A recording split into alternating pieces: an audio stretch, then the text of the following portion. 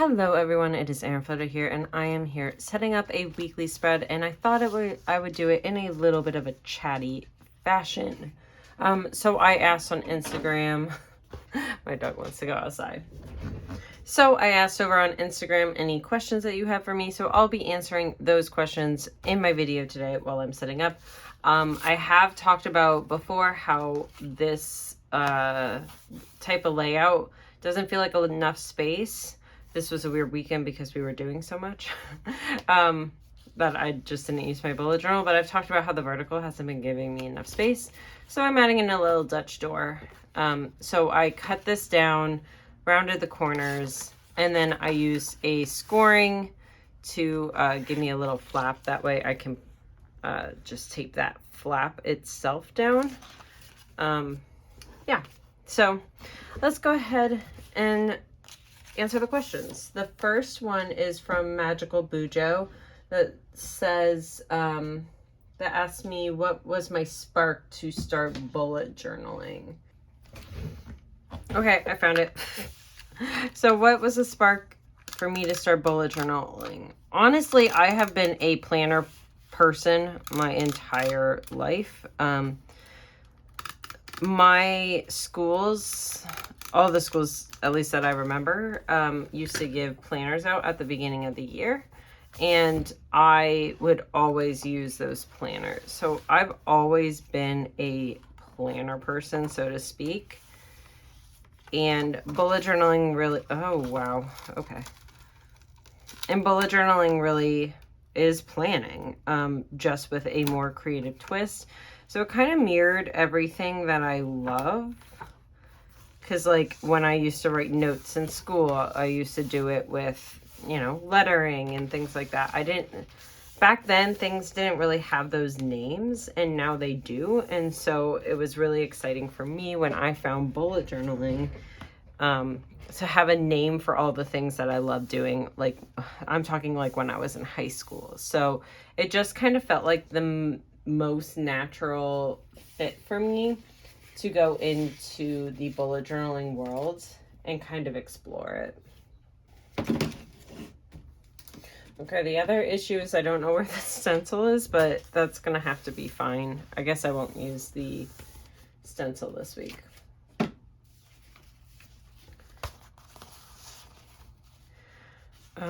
So let's go ahead and use this master task list. So this is like my master tasks for the week that I can put in ahead of time.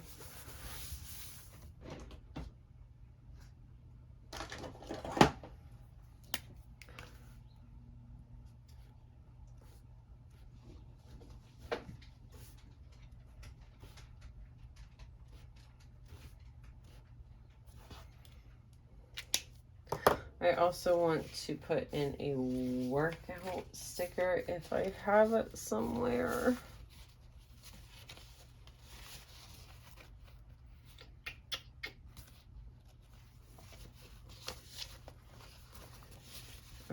Okay, I'll pair it with this shoe.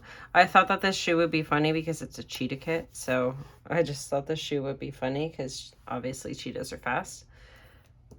So yeah, so it felt like the most natural fit, and that's kind of what started my spark into bullet journaling. On the internet, the idea, I started from the lettering community and came in from that way.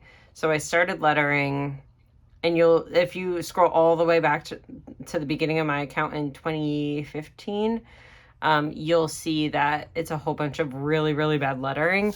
And so I practiced and practiced, and I used this account to practice. It used to be called photography design at the time, and actually my business is still called photography design. So well, it's photography design doing business as Erin Flutter Designs, technically speaking. So I want to do Monday, Tuesday, Wednesday, Thursday, Friday, Saturday. Okay, so I usually only work out 5 to 6 days a week. So I will leave the 6. And when I'm in this week, when I know what day the workout is for, I'll put like a little MTW, things like that. Because like sometimes I take Tuesdays off if I go into the office, and sometimes I take like Saturdays off because we like to relax on Saturdays or something like that. So I want to make sure I'm leaving enough room. And then I'm going to do the vertical here. And I also would like on this side, I think I'm going to do the vertical and then have one of my vertical days be on here. That way I can get all 7. Since I have my master task list, I don't really want to do rolling task list this week. And I think that'll work. So let's go ahead and do that. The next question isn't a question. It's from It's from Vero Bujo. That said, no question, just wanted to say hi. And I just want to say hi because she is now an ambassador with me. So that is extremely exciting. And I am so glad to be working with some new folks that I've never met before. So it's always really exciting getting to have new bullet journaling friends. Not gonna lie. The next one is from the Chocolate Journalist. Any advice for small content creators that want to grow and be a planner / Bujo ambassador? So I hate to give you this answer because it sounds so annoying, but the trick to growing is literally to be yourself. I know that's super, super annoying to say, because you were probably like, oh, I've been myself this entire time. But that is the thing that I have found through my growth, is that a community is more important than growing, especially if you want to be an ambassador. Because if you just have a viral bullet journal video, the people don't trust you yet. Have you ever gone onto TikTok and seen some of the accounts that like maybe they're a cooking account, but it's like that one guy that goes whoa when he like does his food or whatever. He puts everything together, but the people trust him because the food is good. Or the people that talk candidly to their audience have the people, I think about like Allison Cooch and Isaac Rochelle. They are, he is an NFL player and she is a content creator, influencer. She owns Airbnbs, all that kind of stuff. But they are so candid and funny. Like they are unashamedly themselves, and they went in, like they leaned into the trolls that said she was a gold digger, right? So then like she brought out her personality to lean into that role, and it's so freaking funny. So being yourself is really important, because if you want to be an ambassador, the brand itself wants you to be yourself, and they want to be able to trust who they're working with. And at the end of the day, they want you to be able to sell things, right? So leaning into who you are is really, really important. So like as many reels as I'll ever make, the people that know me and trust me are the people that come on YouTube, like see me across platforms. And that's what's important, is not to just be viral on TikTok or whatever. It's just to establish a connection with people across platforms so that everyone knows that they trust you. I guess that's my best answer at the end of the day. Because I'm sure this entire time you're like, well, I've been me. But I felt the same way until I started growing. And I'm just unashamedly myself. The next question is from Kristen Tebbins. Bujo, what are you looking forward to most being back on the A&O ambassador team?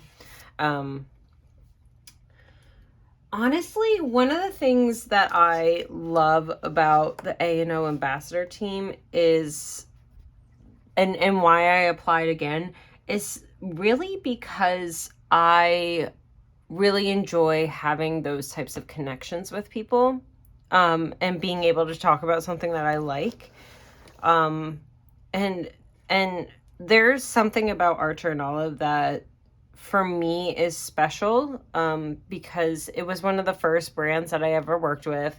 It was one of the first brands that ever leaned into being supportive of artists. It was one of the first brands that I ever worked with that really went above and beyond to make their community feel like they were important, that stood by their morals, things like that. That, like, no matter what's going on, they're not afraid to say, like, you know, they're not afraid to cross lines, and be a brand that can't get in trouble or whatever.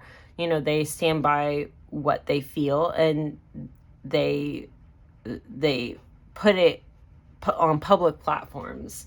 So it was something that I truly, truly enjoyed about working with them before, is how in touch they are with their artists, and people that they work with. I have to stop talking for a second because I have to count.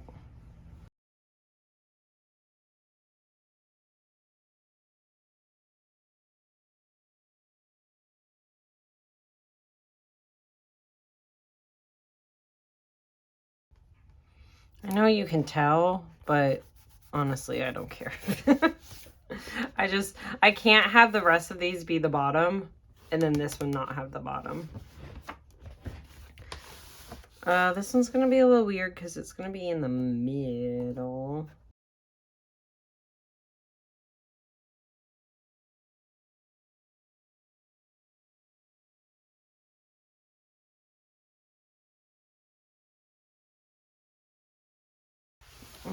I'll have to figure out something to put there. Maybe I'll do my meals there or something.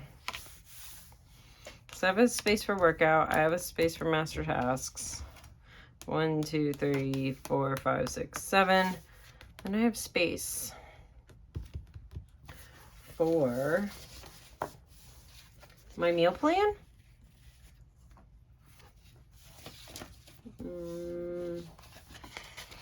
I could do other tracking things. I could say, this is what I'm sleeping a night.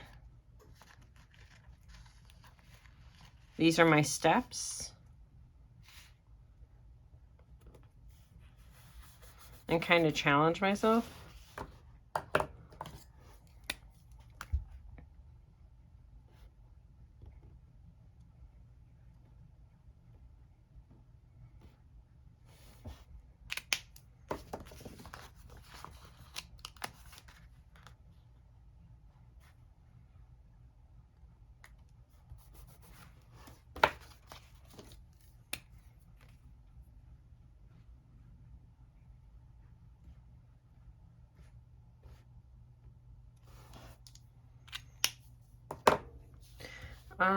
And I could do moods, but I think I'm just gonna do like, here's what I'm currently reading type of thing.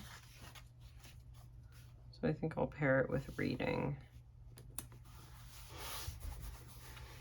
And then just put like I'm about to finish a book, so I don't want to do the book that I'm currently doing, because that won't be the book that I'm currently doing starting this week.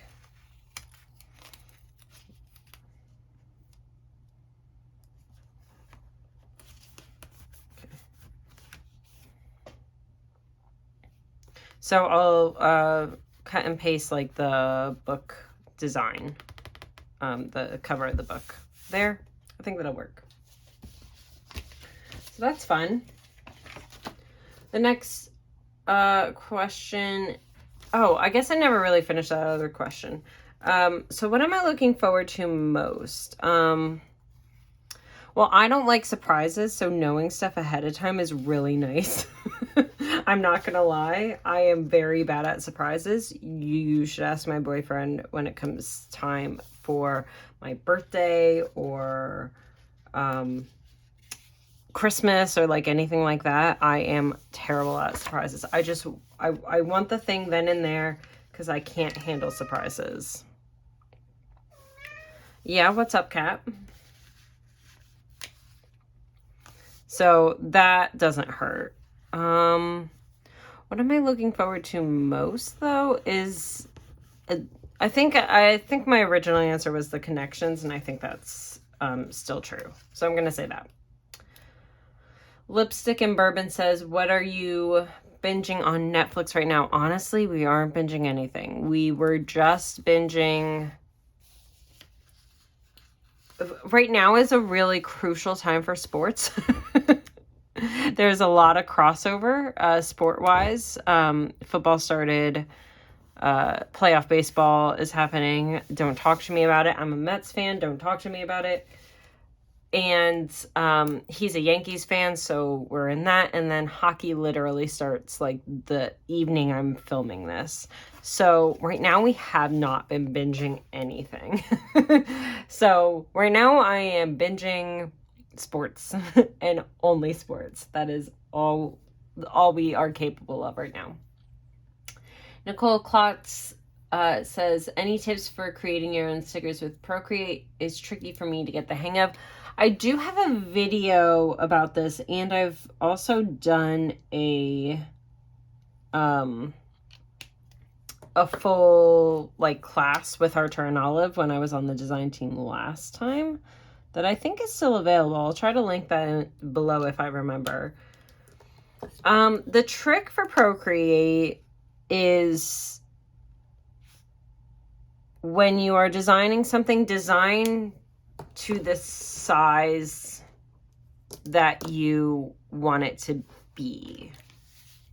At least when you're starting, to make it easier, because then you don't have to do things like go into what I used to do is I used to create big pieces of every single thing I did, bring all of those into Photoshop, and then resize everything. And that's just really annoying. If you're selling it as clip art, you should do that. But if you're not, if you're just using it as a like a tool for yourself, or if you're selling sticker sheets or something like that, then don't even worry about that. Just do a sticker sheet size. For example, I do a 6.75 by 4.25 sticker sheet. So it's 6.75 inches height, 4.25 inches wide. And then from there, I really just mold it to that particular thing. And I'm going to give you some Black Friday sneak peeks accidentally while I'm doing this. Hold on, Harley. So this is going to be the new mood board kit. And you can see, if I can ever find it, here is the deco sheet for the mood board kit. So you can see that some of these things have white outlines around them. Some of them don't. Partly because I didn't finish. Because this should also have white outlines behind it. Anyways, so this is the sheet and how it will come. And I formatted the entire thing on Procreate. So the things that I want clumped together, I don't want cut individually, I have put together with a white background. That is going to be the easiest thing. The other things, those I want, those are going to be bled a little bit so that it cuts those correctly. But you'll see that, like, I do not want this cut with this, but I do want that cut with that. So you can see I have a white background. So formatting it to the actual sticker sheet is really, really, really helpful. So that is my answer, is format it to this size sticker sheet that you're doing and just create the entire thing on there so that you don't have to bring it into Procreate and mess with all of that to format it for sizes and things like that. Just design it how you want it to look in Procreate.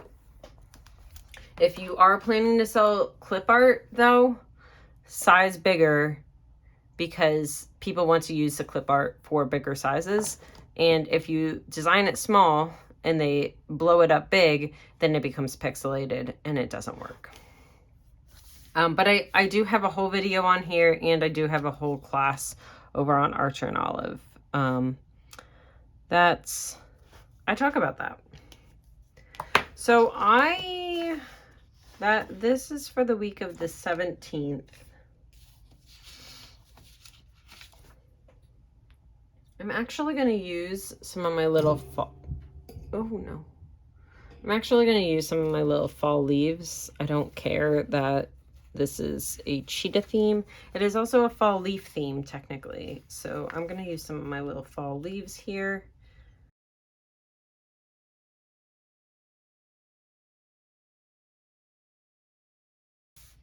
All right, so that is all I've got for the weekly. And I realize I have one more question.